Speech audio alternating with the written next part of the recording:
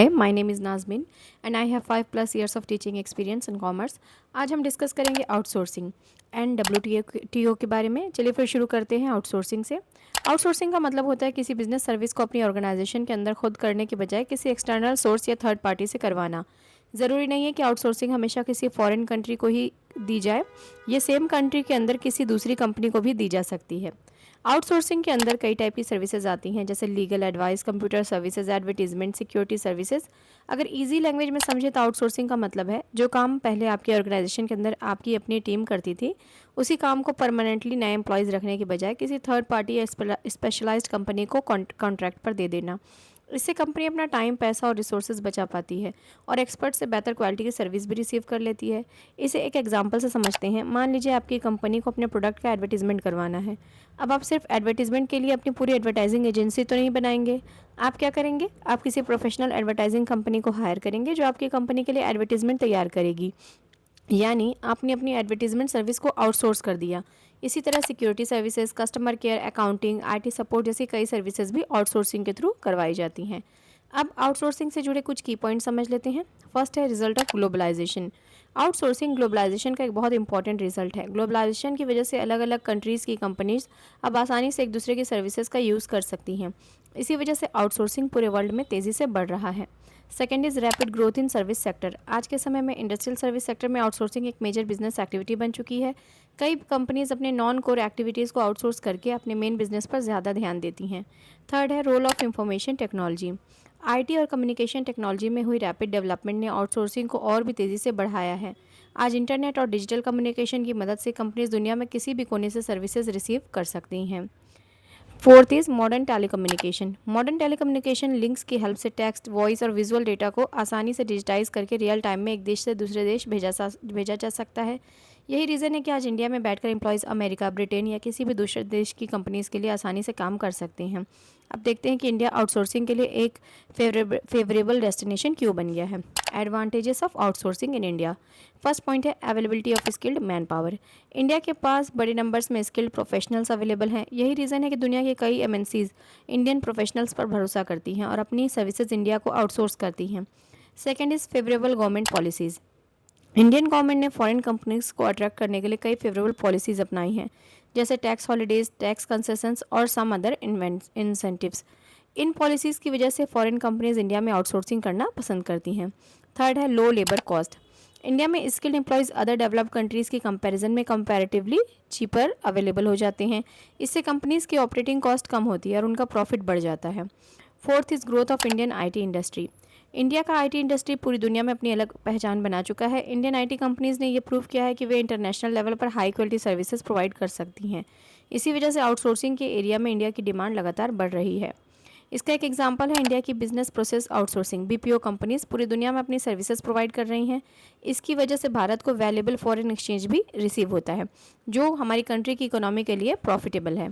अब तक हमने देखा कि आउटसोर्सिंग से इंडिया को कई फ़ायदे हुए हैं, लेकिन इसका एक दूसरा साइड भी है। खासकर डेवलप कंट्रीज़ आउटसोर्सिंग के खिलाफ अपनी वरीनेस शो करती हैं। आइए जानते हैं क्यों।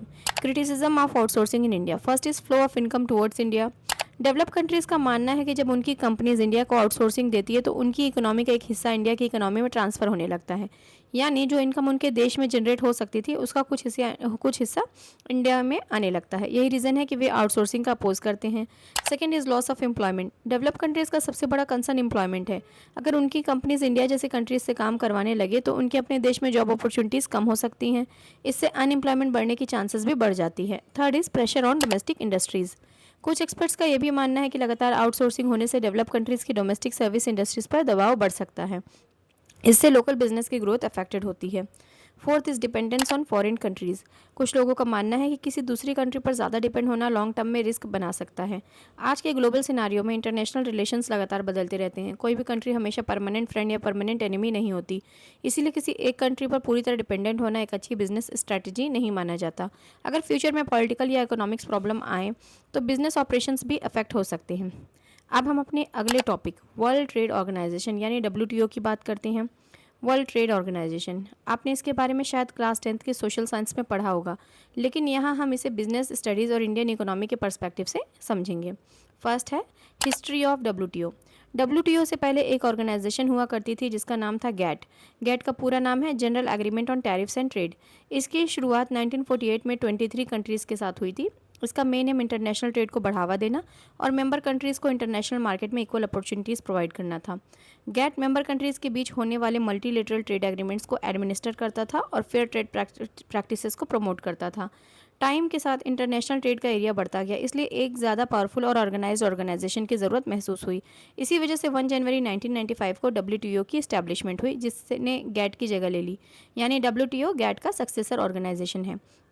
डब्ल्यूटीओ का हेडक्वार्टर जेनीवा स्विट्जरलैंड में है। अब डब्ल्यूटीओ के कुछ इंपॉर्टेंट फीचर्स भी देख लेते हैं। First, covers goods as well as services. WTO केवल गुड्स के ट्रेड को रेगुलेट नहीं करता, बल्कि इंटरनेशनल ट्रेड में होने वाली सर्विसेज को भी कवर करता है। Second, 164 member countries. Currently WTO के 164 मेंबर कंट्रीज़ हैं। सभी मेंबर कंट्रीज़ के लिए डब्ल्यूटीओ के रूल्स, रेगुलेशन और एग्रीमेंट्स को मानना ज़रूरी है। Third, India is an important member. India WTO का एक इम्पॉर्टेंट मेंबर है। इंडिया ने डब्ल्यूटीओ के कमिटमेंट्स को पूरा किया है और डेवलपिंग कंट्रीज़ के इंटरेस्ट को भी डब्ल्यूटीओ के सामने इफेक्टिव वे में रखा है। Fourth is liberal trade policy. India ने डब्ल्यूटीओ के प्रति अपनी कमिटमेंट्स को निभाते हुए कई इंपोर्ट रिस्ट्रिक्शंस हटाए, टैरिफ रेट्स कम किए और एक लिबरलाइज ट्रेड पॉलिसी अपनाई। Fifth is optimum utilisation of world resources. WTO का एक इंपॉर्टेंट एम दुनिया के अवेलेबल रिसोर्सेज का ऑप्टिमम यूटिलाइजेशन इंश्योर करना है। यानी हर देश अपने रिसोर्सेज का एफिशिएंट यूज़ करे और इंटरनेशनल ट्रेड के थ्रू पूरी दुनिया के रिसोर्सेज का बेहतर यूज़ हो सके। इससे प्रोडक्टिविटी बढ़ती है और ग्लोबल इकोनॉमिक ग्रोथ को भी बढ़ावा मिलता है। Sixth is protection of environment. WTO केवल ट्रेड को बढ़ावा देने की बात नहीं करता, बल्कि इन्वायरमेंटल प्रोटेक्शन पर भी जोर देता है। इसका एम यह इंश्योर करना है कि इकोनॉमिक डेवलपमेंट के साथ साथ इन्वायरमेंट का प्रोटेक्शन भी होता रहे। इसी सोच को सस्टेनेबल डेवलपमेंट कहा जाता है।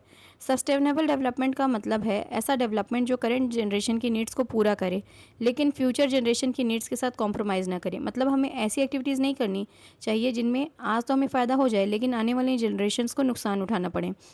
फॉर एग्जाम्पल, अगर आज हम पॉल्यूशन बढ़ाते रहे, फॉरेस्ट की कटाई करते रहे और नेचुरल रिसोर्सेज का एक्सेसिव यूज़ करें, तो आने वाली जनरेशन्स को क्लीन एयर, क्लीन वाटर और नेचुरल रिसोर्सेज की कमी का सामना करना पड़ सकता है। यानी इकोनॉमिक ग्रोथ और इन्वायरमेंटल प्रोटेक्शन दोनों साथ साथ चलने चाहिए। ये डब्ल्यूटीओ का एक इंश्योर्ड फीचर है। अब देखते हैं डब्ल्यूटीओ के main functions. First is promote international trade. WTO international trade को प्रमोट और फैसिलिटेट करता है। ये मेंबर कंट्रीज़ के बीच बायलैटरल और मल्टीलैटरल ट्रेड को आसान बनाता है। Second is reduce trade barriers. WTO tariff barriers और नॉन टैरिफ बैरियर्स को कम करने का कोशिश करता है ताकि इंटरनेशनल ट्रेड ज़्यादा आसानी से हो सके। Third is settlement of trade disputes. अगर मेंबर कंट्रीज़ के बीच ट्रेड को लेकर कोई डिस्प्यूट हो जाए तो डब्ल्यूटीओ उसे सुलझाने के लिए डिस्प्यूट सेटलमेंट मैकेनिज्म प्रोवाइड करता है। Fourth is forum for trade negotiations. WTO member countries को एक ऐसा प्लेटफॉर्म प्रोवाइड करता है जहां वे नए ट्रेड एग्रीमेंट्स पर बातचीत और नेगोशिएशन कर सकें। Fifth is monitor trade policies. WTO time to time member countries के ट्रेड पॉलिसीज़ का इवैल्यूएशन करता है ताकि इंटरनेशनल ट्रेड ट्रांसपेरेंट और फेयर बना रहे। कई बार ये सवाल पूछा जाता है कि क्या इंडिया को डब्ल्यूटीओ का मेंबर होना चाहिए। कुछ एनालिस्ट का मानना है कि डब्ल्यूटीओ के मीडियम से डेवलपिंग कंट्रीज़ को डेवलप्ड कंट्रीज से कंपैरेटिवली लेस बेनिफिट मिलते हैं। तो ये सवाल आता है कि should India be a member of WTO. तो आइए समझते हैं कि स्कॉलर्स ऐसा क्यों मानते हैं। First is argument against WTO membership. इसे हम देख लेते हैं और इसके कुछ पॉइंट्स हैं। First, developed countries dominate trade. कुछ स्कॉलर्स का मानना है कि इंटरनेशनल ट्रेड का ज़्यादातर हिस्सा डेवलप कंट्रीज़ के बीच ही होता है, इसलिए डेवलपिंग कंट्रीज़ को कंपैरेटिवली कम बेनिफिट्स मिलते हैं। सेकेंड है, developing countries are often pressured. Developing countries पर अक्सर ये दबाव बनाया जाता है कि वे अपने मार्केट्स डेवलप कंट्रीज़ के लिए खोलें, लेकिन कई डेवलप कंट्रीज़ अपने मार्केट्स को पूरी तरह ओपन नहीं करती। इससे कंपटीशन बराबरी का नहीं रह जाता। थर्ड पॉइंट है unequal bargaining power. Develop countries economically ज़्यादा शक्तिशाली होती हैं, इसलिए ट्रेड नेगोशिएशंस में उनकी बार्गेनिंग पावर भी ज़्यादा होती है, जिससे डेवलपिंग कंट्रीज़ की पोजीशन कंपैरेटिवली कमज़ोर हो जाती है। Fourth is domestic industries face competition. Global competition बढ़ने से डेवलपिंग कंट्रीज़ के छोटे इंडस्ट्रीज़ और फार्मर्स को कड़ी कंपटीशन का सामना करना पड़ सकता है, लेकिन इसका दूसरा साइड भी समझना ज़रूरी है। The other side of coin, मतलब जो ये कहते हैं कि डब्ल्यूटीओ का मेंबर होना भी ज़रूरी है। तो हम ये देख लेते हैं कि वो क्यों ज़रूरी है। ठीक है, पहली बात, अगर इंडिया डब्ल्यूटीओ का मेंबर नहीं होगा तो इंटरनेशनल ट्रेड में अपनी बात को इफेक्टिव वे से नहीं रख पाएगा। मेंबर बनने से कम इंडिया को ग्लोबल ट्रेड डिस्कशंस में अपनी आवाज़ रखने का मौका मिलता है। दूसरी बात, आज इंडिया दुनिया की सबसे तेज़ी से बढ़ती इकोनॉमीज़ में से एक है। हमारे पास ह्यूज पॉपुलेशन, बड़ा consumer market, skilled man power और मजबूत आईटी सेक्टर है। इसी वजह से दुनिया के कई डेवलप कंट्रीज़ भी इंडिया के साथ बिजनेस करना चाहती हैं। फॉर एग्जांपल, जैसे यूनाइटेड स्टेट्स, जर्मनी, जापान और ऑस्ट्रेलिया जैसे कई कंट्रीज़ इंडिया के साथ इंपॉर्टेंट ट्रेड रिलेशंस में हैं। ऐसी सिचुएशन में डब्ल्यूटीओ जैसे ग्लोबल प्लेटफॉर्म पर मौजूद रहना इंडिया के लिए और भी इम्पॉर्टेंट हो जाता है। इसका कंक्लूजन देख लेते हैं।